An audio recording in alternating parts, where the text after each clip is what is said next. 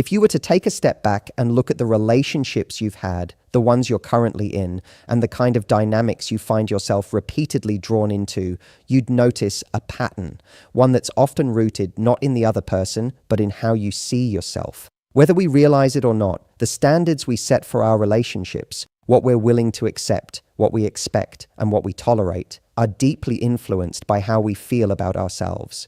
The way you allow others to treat you is often just a mirror of the value you believe you hold. And this is where self-love stops being a vague feel-good concept and becomes something incredibly practical, powerful, and necessary. Self-love isn't about ego. It's not about arrogance or pretending to be above anyone else. It's about understanding your own worth at such a deep level that anything less than respect, kindness, and consistency feels foreign to you. It's the internal compass that sets the tone for what you'll entertain and what you'll walk away from. When you don't believe you deserve much, you find yourself justifying treatment that doesn't feel good. You tell yourself stories like, maybe they're just bad at expressing themselves, or no one's perfect, I should be more understanding, even when deep down you feel a quiet dissatisfaction gnawing away at you. That discomfort is your inner self trying to tell you something. It's telling you that this situation doesn't align with your value. But if you don't believe that value exists in the first place, it's very easy to silence that voice and keep accepting less. The moment you start to develop real self-love, something interesting happens. The way you see mistreatment, inconsistency, or emotional unavailability changes. What used to feel familiar now feels unacceptable. The calls that only come late at night, the partners who only show up when it's convenient for them, the constant one-sided emotional labor, you start noticing these things not as normal parts of dating, but as red flags that reflect a lack of respect for you. And instead of questioning your own worth because of someone else's behavior, you begin to question why you would ever entertain that behavior in the first place. One of the most transformative shifts that self-love brings is that it allows you to interpret poor treatment for what it is, rather than making it a reflection of who you are. Without self-love, someone pulling away or losing interest can feel like a personal failure. You think, what did I do wrong? Or why am I not enough?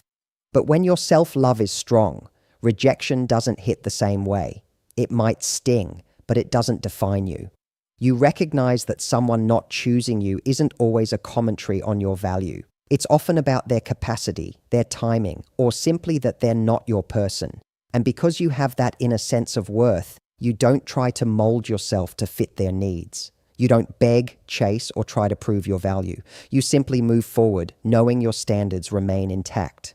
There's also a kind of confidence that comes from knowing you'd rather be alone than in the wrong relationship. That sounds simple, but it's incredibly powerful. When you haven't yet cultivated self-love, being alone can feel like a failure or a punishment. So you might stay in something unfulfilling just to avoid that sense of loneliness. But with self-love, being alone becomes a choice. A space of peace and self-growth rather than a void you need someone else to fill. And when you operate from that space, your standards naturally evolve. You're no longer just looking for someone who chooses you. You're looking for someone who matches you, who respects what you've built within yourself, who sees your worth without you having to convince them. What's more, when you start loving yourself fully, you develop a kind of emotional clarity that helps you see things for what they are, not what you hope they'll become. You stop projecting potential onto people who consistently fall short. You stop holding on to the fantasy of who someone could be if they just tried harder. Instead, you pay attention to actions, patterns, and effort. You realize that someone who truly values you won't leave you guessing. They won't be hot and cold, present one day and distant the next. That level of inconsistency simply doesn't align with your sense of worth anymore. The truth is, your relationship standards are never just about the other person. They're about you, what you believe you deserve, what you believe love should feel like, and how committed you are to protecting your peace. When that internal foundation is shaky, it's easy to hand over the responsibility for your happiness to someone else. But when it's strong, you become the gatekeeper of your own emotional experience. You stop confusing intensity with intimacy, and you stop accepting bare minimum effort as enough. You start realizing that you are the one who sets the bar, and others will rise or fall based on what you allow. You are constantly communicating your worth to others, not just through your words, but through what you tolerate. Every time you let something slide that makes you uncomfortable, every time you downplay your needs to keep someone close, every time you prioritize someone else's comfort over your own boundaries, you're teaching people how to treat you. The message isn't just in what you say, it's in what you allow. And when self-love is lacking, what you allow often ends up being far less than what you deserve. You might think that by being patient, understanding, or flexible, you're making the relationship stronger. But if those qualities come at the cost of your own respect, what you're really doing is setting a precedent. You're setting the tone for a dynamic where your needs are secondary. People take cues from your actions, not your potential. You can say you want respect, loyalty, consistency, but if you continually stay in situations where those things are missing, your actions will always speak louder. It's not enough to simply know your standards in theory. You have to enforce them in practice. That means walking away when someone crosses a line, even if they apologize. That means speaking up when something feels off, even if you're afraid of rocking the boat. And that means being okay with losing someone who isn't willing to meet you at your level, because the alternative is losing parts of yourself to keep them. It's a hard truth to swallow, but people will usually give you the minimum they think you'll accept. Not because they're inherently bad, but because we're all wired to operate within the limits of what's allowed. If you don't enforce your boundaries, if you make excuses for someone's behavior, if you stay silent out of fear of conflict, you're showing them that there's no real consequence for mistreatment. You're essentially saying, this is okay with me, even if every part of you is screaming that it's not. Over time, that becomes your normal. You stop expecting more because you've trained yourself to settle. And the longer you stay in that cycle, the harder it becomes to believe that something better even exists. This is where self-love becomes critical. Self-love is what gives you the courage to speak up when you're uncomfortable. It's what allows you to say no without guilt, to walk away without questioning your worth, and to stand firm in your values even when it costs you something in the short term. Without that foundation, you'll constantly feel like you're compromising, like you're shrinking yourself to be more likable, more agreeable, more easygoing. But being easygoing shouldn't mean being easy to disregard. And being understanding doesn't mean becoming a doormat. The moment you realize that boundaries aren't about pushing people away, but about protecting your peace, everything changes. You stop seeing them as walls and start seeing them as filters. The people who are meant to be in your life will respect them.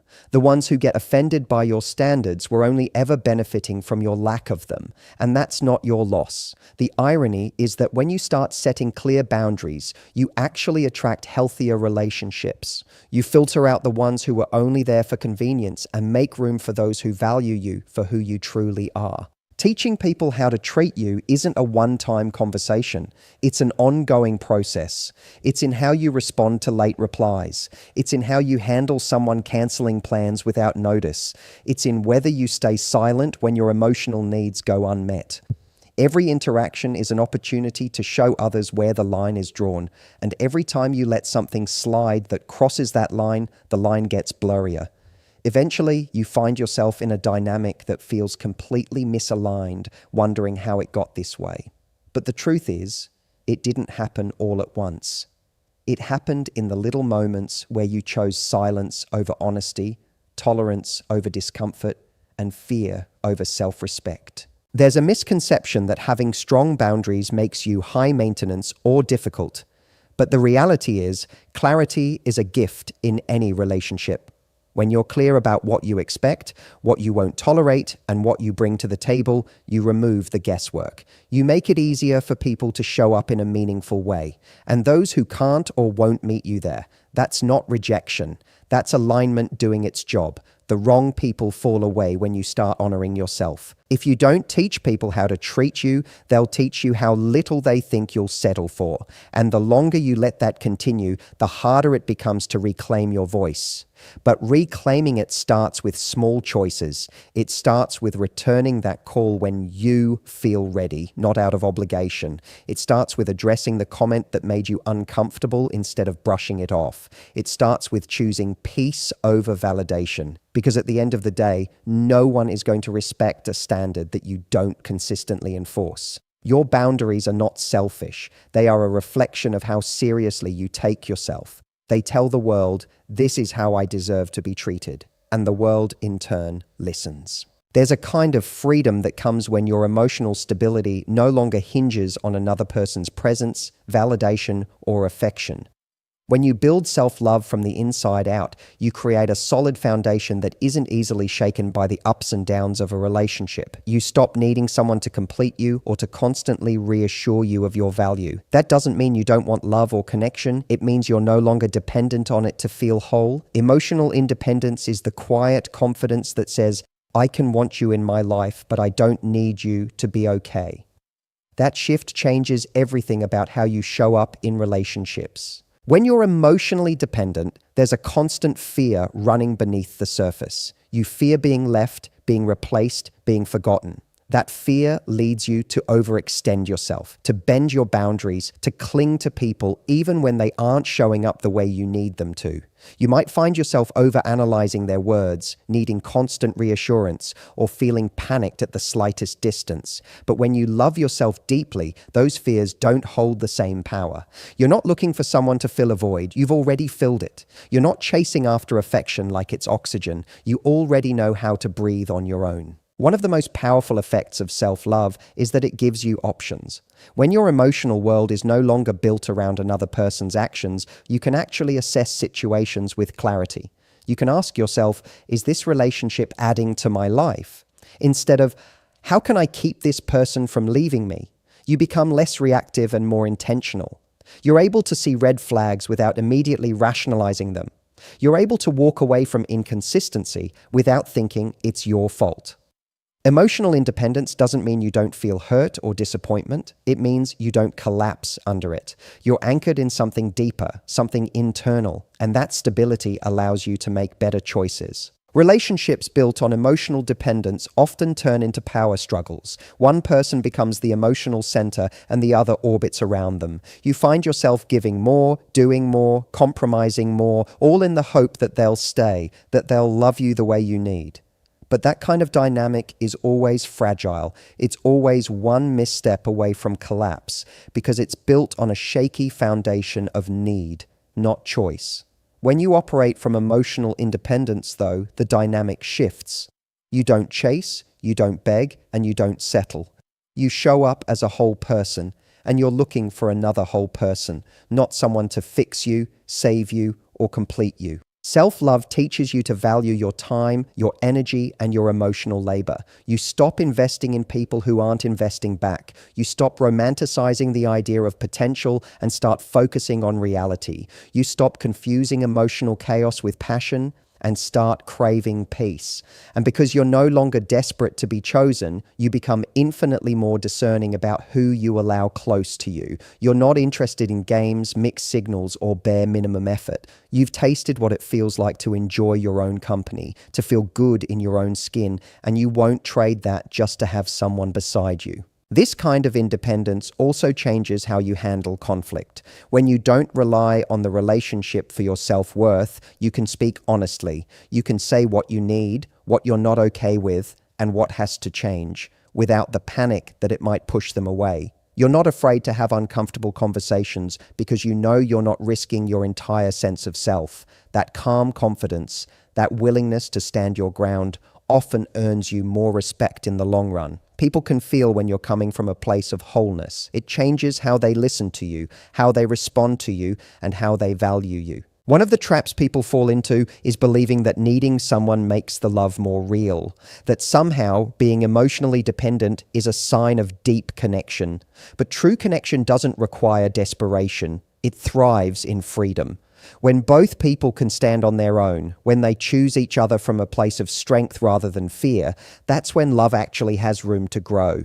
Emotional independence doesn't make you cold or detached. It makes you stable. It makes your love more intentional. You're not loving someone because you need them to fix something in you. You're loving them because they add to something you've already built. When you've done the work of loving yourself, you no longer feel threatened by space, by silence, or by solitude. You don't crumble when someone needs time or pulls away. You know that your emotional world doesn't collapse just because someone else is distant. You have tools, you have practices, you have a life that's meaningful with or without them, and that strength becomes your quiet superpower.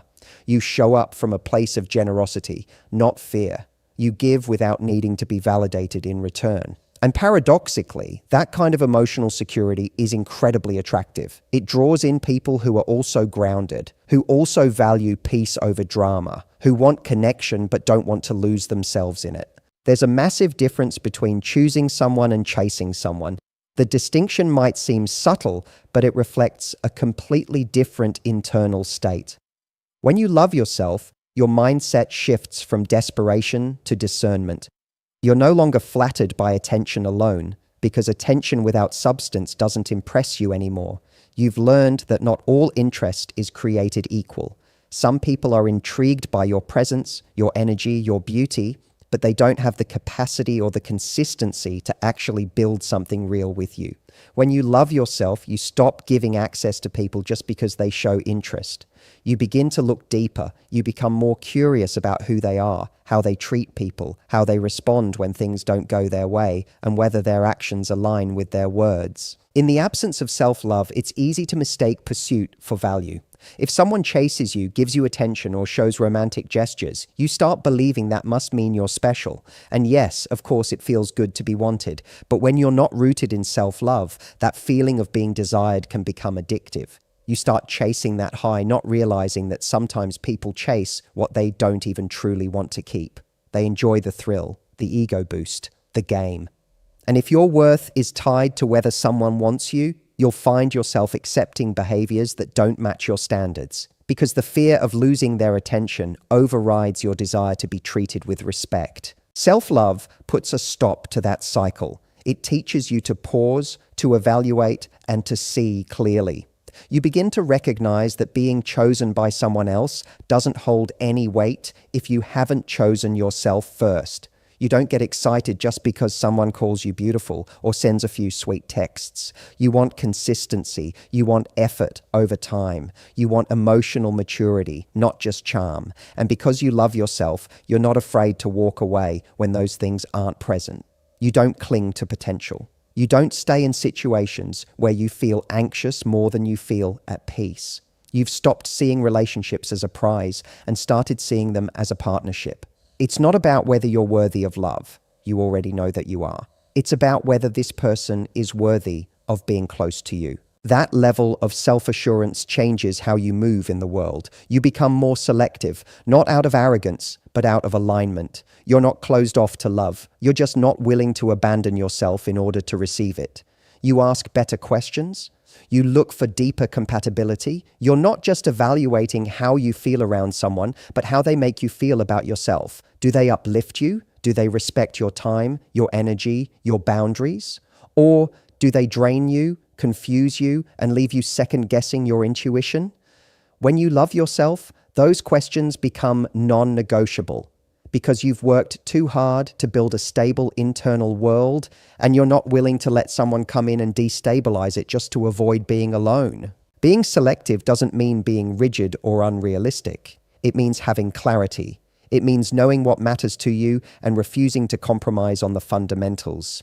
You can be open to connection while still being deeply grounded in your standards. You can be kind without being naive. You can be warm without being a pushover. And most importantly, you can be interested in someone without losing yourself in them. Self-love keeps you anchored. It's what allows you to stay centered even in the excitement of something new. You're not swept away by potential or by fantasy. You stay present. You observe, you take your time, and that patience becomes one of your greatest strengths. You also stop taking rejection personally. When someone doesn't choose you, It no longer feels like a verdict on your worth. You don't spiral into self-doubt or start questioning everything about yourself. Instead, you see it for what it is, a mismatch, a lack of alignment, a redirection. And because your sense of self is intact, you don't feel the need to prove your value to anyone. You're not chasing closure or begging for another chance. You move forward with dignity because you know what you bring to the table. You know that someone else's inability to see your worth doesn't diminish it. People often say that love finds you when you stop looking for it. But what actually happens is this: when you stop needing it, you become more magnetic. You give off a different energy, one that isn't rooted in desperation or fear, but in confidence and peace. You're no longer trying to convince someone to choose you. You're showing up as you are and trusting that the right people will be drawn to your authenticity. And when they do arrive, you'll be able to recognize the difference between someone who simply wants you and someone who's truly ready to build with you. This is the power of self-love. It gives you the clarity to choose rather than chase, to move from a place of fullness rather than lack, to know that your time, your energy, and your heart are valuable, and not everyone gets access just because they ask for it. You've learned to validate yourself from within, so anything external becomes a bonus, not a necessity. And that shift in energy transforms your entire approach to love. You stop trying to earn affection and start trusting that the right connection won't require you to abandon yourself to receive it. When you truly love yourself, you stop approaching relationships from a place of scarcity. You stop believing that love is something rare you have to hold on to tightly, even when it hurts, even when it costs you parts of yourself.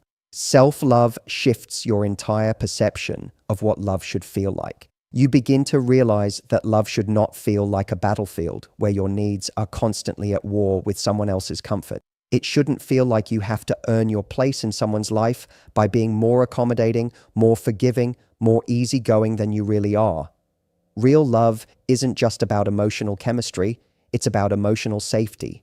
And when you've cultivated self-love, you stop settling for anything less than that. One of the most powerful things about self-love is how it transforms your standards from being externally driven to internally rooted. You're no longer making decisions based on what everyone else seems to be doing.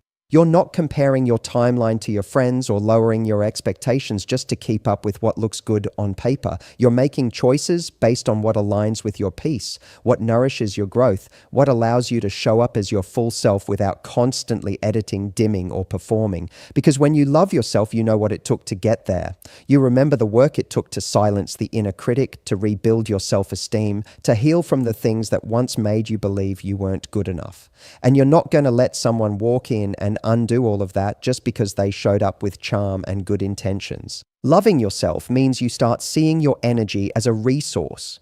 You don't pour endlessly into people who give you little in return. You don't get emotionally entangled with someone just because there's potential. You don't fall for the promise of who someone could be while ignoring who they consistently are. You've learned to watch patterns instead of listening to empty apologies. You've learned to stay grounded in what someone does, not just what they say, because you've lived the consequences of ignoring those early signs. You know what it feels like to lose yourself trying to maintain a relationship that wasn't built on mutual respect, and you've vowed not to repeat that cycle again. Self-love also changes the way you handle loneliness. You stop treating being alone as a problem to be fixed and start seeing it as a sacred season, a space where you reconnect with yourself, where you heal, grow, and refine your vision. You don't jump into relationships just to escape the discomfort of solitude. You don't use other people as distractions from the work you still need to do, because you know now that being with the wrong person is lonelier than being alone. And you'd rather be at peace on your own than in constant conflict with someone who can't meet you where you are. That internal peace becomes the filter through which you evaluate every relationship. You ask different questions. How does this person speak to me when they're upset? How do they handle boundaries? Are they consistent even when there's no immediate benefit? Do they add to my life or do they make it heavier? And perhaps most importantly, do I feel more like myself when I'm with them, or do I feel like I have to change in order to be accepted? When you love yourself, these questions become deal breakers, not just considerations, because you're not willing to abandon your identity to make something work. You've come too far for that. The deeper your self-love, the quicker your discernment. You no longer waste months, even years, trying to force something that clearly doesn't fit. You're able to see misalignment early and act accordingly. You don't sit around waiting for someone to realize your worth. You move forward with clarity. You let go without bitterness. Not because you're cold, but because you've learned that peace is too high a price to pay for temporary companionship. You trust that the right relationship will never ask you to betray yourself. It won't feel like a constant negotiation. It won't drain you. It will support you, challenge you in healthy ways, and invite you to grow without sacrificing your well-being. This mindset is a result of doing the work, of facing the hard truths about your patterns, of learning to enjoy your own company, of finding fulfillment in your own growth, your own goals, your own life. When you're in that place, love becomes something you choose, not something you chase. You're no longer seeking someone to complete you. You're looking for someone who complements what you've already built, someone whose presence enhances your life, not someone whose absence threatens to undo it. That shift from scarcity to abundance is everything. You stop operating out of fear, fear of missing out, fear of never finding someone, fear of starting over. Instead, you move with calm certainty. You know that love is abundant, but it only flows freely when you're aligned with it. And alignment starts with how you treat yourself, what you say yes to, what you say no to, what you tolerate, and what you walk away from. Your standards become the natural result of your self-love. They're no longer a list of expectations you read off in the beginning of a relationship. They're visible in how you live, how you love, and how you lead your life.